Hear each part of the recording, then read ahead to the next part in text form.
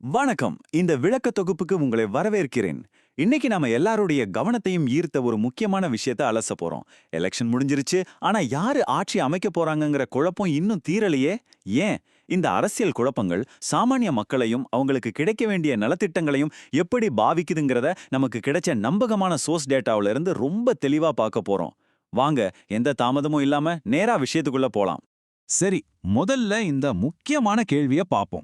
Election result வந்து 3 நாள் ஆச்சு. ஆனா இன்னும் ஒரு பெரிய டென்ஷன் இருந்துட்டே இருக்கு. ஏன்னா தவேகா தலைவர் விஜய் அவர்களை ஆட்சி அமைக்க ஆளுநர் இன்னும் அழைக்கலன்னு நம்ம சோர்ஸ் சொல்லுது. இப்போ எல்லார் மனசுலயும் இருக்கிற மிகப்பெரிய கேள்வி இதுதான். அடுத்த அரசாங்கத்தை அமைக்க போறது யாரு? இன்னைக்கு நாம பார்க்க போற அஜெண்டா இதுதான். 1 அரசியல் மோதல், 2 சட்டமன்ற கணக்குகள், 3 மாறும் கூட்டணிகள், 4 நலத்திட்ட தாமதம், அப்புறம் 5 ஓஎம்ஏபி முதியோர் ஓய்வூதியமா இல்ல உரிமை தொகையா? அவ்வளவுதான், வாங்க ஒவ்வொன்னா பார்க்கலாம். முதல் பகுதி அரசியல் மோதல். தாவேகாவால பெரும்பான்மையை நிரூபிக்க முடியாதுன்னு ஆளுநர் தரப்புல இருந்து சொல்லப்படுது. ஆனா இந்த தாமதத்தை ஒரு அரசியல் சதியாதான் தாவேகா பாக்குதுன்னு சோர்ஸ் சொல்லுது. இதனால அவங்க நேரா உச்சநீதிமன்றத்துக்கே போயிட்டாங்க. இதுல இன்னொரு ரொம்ப சுவாரஸ்யமான தகவல் என்னன்னா, விஜய் அவர்களுக்காக வாதாட ஒரு மூத்த காங்கிரஸ் வழக்கறிஞர் தயாராக இருக்காருன்னு சொல்லப்படுது. இது அரசியல் வட்டாரத்துல இப்ப பெரிய பரபரப்பை ஏற்படுத்தியிருக்கு. 2வது பகுதி சட்டமன்ற கணக்குகள், அதாவது இந்த நம்பர்ஸ் கேம். இந்த ஸ்லைட்ல உள்ள கணக்க பாருங்களேன், ரொம்ப இன்ட்ரெஸ்டிங்கா இருக்கும். தவேவேகா தனித்து போட்டியிட்டு 108 இடங்கள்ல ஜெயிச்சு ஒரு மிகப்பெரிய ரெக்கார்ட் பண்ணிருக்காங்க. இதுக்கு நடுவுல காங்கிரஸ் தங்களோட 5 எம்எல்ஏக்கள் தவேவேகாவுக்கு சப்போர்ட் பண்ணுவாங்கன்னு ஓப்பனாவே சொல்லிட்டாங்க. ஆக 108 + 5 மொத்தம் 113.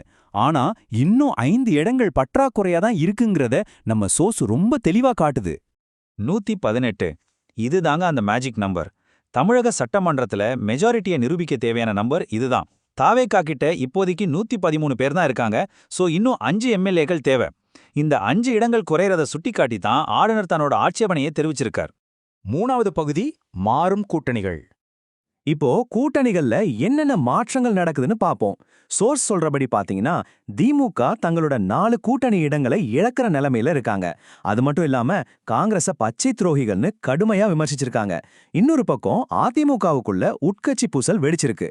எடப்பாடி பழனிசாமி அவர்கள் பாண்டிச்சேரி போயிருக்கிற இந்த நேரத்துல விசிகா மற்றும் கம்யூனிஸ்ட் கட்சிகள் ஆளுநரோட முடிவை எதிர்ப்பதோட மட்டும் இல்லாம தாவேகாவுக்கு அவங்க ஆதரவை நாளைக்கே அறிவிக்க வாய்ப்பு இருக்கணும்னு எதிர்பார்க்கப்படுது.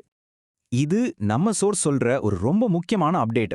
சி.வி. சண்முகம் மற்றும் 32 அதிமுக எம்எல்ஏக்கள் என்ன நினைக்கிறாங்கன்னா, இப்போ மறுபடியும் ஒரு எலெக்ஷன் வந்தா அது தங்களுக்கு பெரிய லாஸ் தான். அது மட்டும் இல்லாம இன்னொரு 5 வருஷம் ஆட்சியில இல்லைன்னா கட்சி தொண்டர்கள் ரொம்பவே சோர்வடைஞ்சிருவாங்கன்னு பயப்படுறாங்க. அதனால ஆட்சியில இல்லைனாலும் பரவாயில்ல, வெளியில இருந்தாவது தாவேவேகாவுக்கு ஆதரவு கொடுக்க அவங்க தயாராகி வர்றதா சொல்லப்படுது.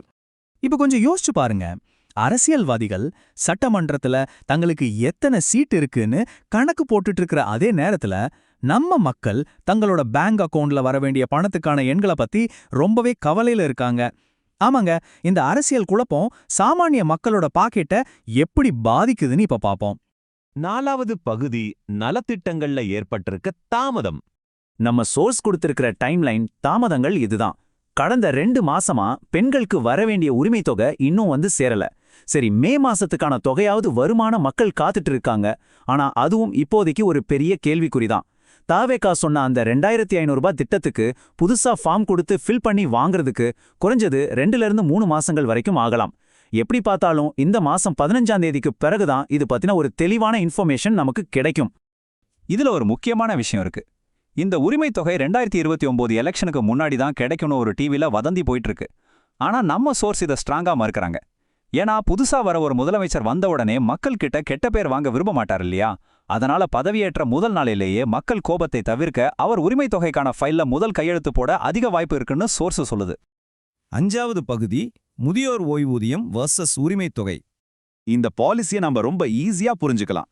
சோர்ஸ் என்ன கிளியரா சொல்லுதுன்னா, 59 வயசுக்குட்பட்ட பெண்களுக்கு மட்டும்தான் மகளிர் உரிமைத் தொகை கிடைக்கும். ஆனா 60 வயசு மற்றும் அதுக்கு மேல உள்ளவங்க இந்த உரிமைத் தொகையை நம்பி இருக்காம உடனே முதியோர் ஓய்வூதியத்துக்கு, அதாவது ஓஏபிக்கு அப்ளை பண்ணணும். இந்த முதியோர் ஓய்வூதியத்தோட பிளஸ் என்ன தெரியுமா? உரிமை தொகைங்கிறது ஒவ்வொரு ஆட்சிக்கும் மாறும். திமுக 1000 ரூபாய் கொடுத்தாங்க, இபிஎஸ் 1500 தரேனாரு, இப்போ தாவேகா 2500 தரேன்னு சொல்றாங்க. ஆனா ஓஏபி அப்படி இல்லைங்க. யார் ஆட்சிக்கு வந்தாலும் சரி அந்த பணம் எந்த தடங்களும் இல்லாம தொடர்ந்து உங்களுக்கு வந்துட்டே இருக்கும். அதனாலதான் 60 வயசை தாண்டினவங்க இந்த ஆட்சி மாற்றத்தால பாதிக்கப்படாம இருக்க உடனடியா ஓஏபிக்கு அப்ளை பண்ணணும்னு சோர்ஸ் ரொம்ப ஸ்ட்ராங்கா அட்வைஸ் பண்றாங்க. சரி, அடுத்த சில நாட்கள்ல என்ன நடக்க போகுதுன்னு சோர்ஸ் ஒரு கிளியரான டைம்லைன் கொடுத்திருக்காங்க. அடுத்த 2 நாட்கள்ல உச்சநீதிமன்றத்தோட தீர்ப்பு என்னன்னு தெரிஞ்சிரும்.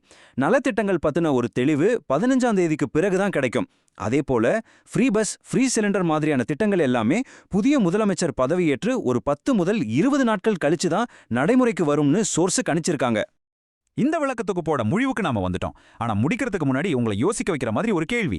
ஒரு பக்கம் யாருக்கு அதிகாரம்ங்கிற உயர்மட்ட அரசியல் போட்டி, இன்னொரு பக்கம் மாசம் மாசம் கிடைக்கிற சிறு தொகையை நம்பி வாடுற சாமானிய மக்கள். இந்த அரசியல் தாமதங்களால அரசாங்கத்தோட நலத்திட்டங்கள் மேல மக்களுக்கு இருக்கிற நீண்டகால நம்பிக்கை எந்த அளவுக்கு பாதிக்கப்படும்? நீங்களே யோசிச்சு பாருங்க. இந்த விளக்கத்தொகுப்பு உங்களுக்கு ரொம்பவே யூஸ்ஃபுல்லா இருந்திருக்கும்னு நம்புறேன்.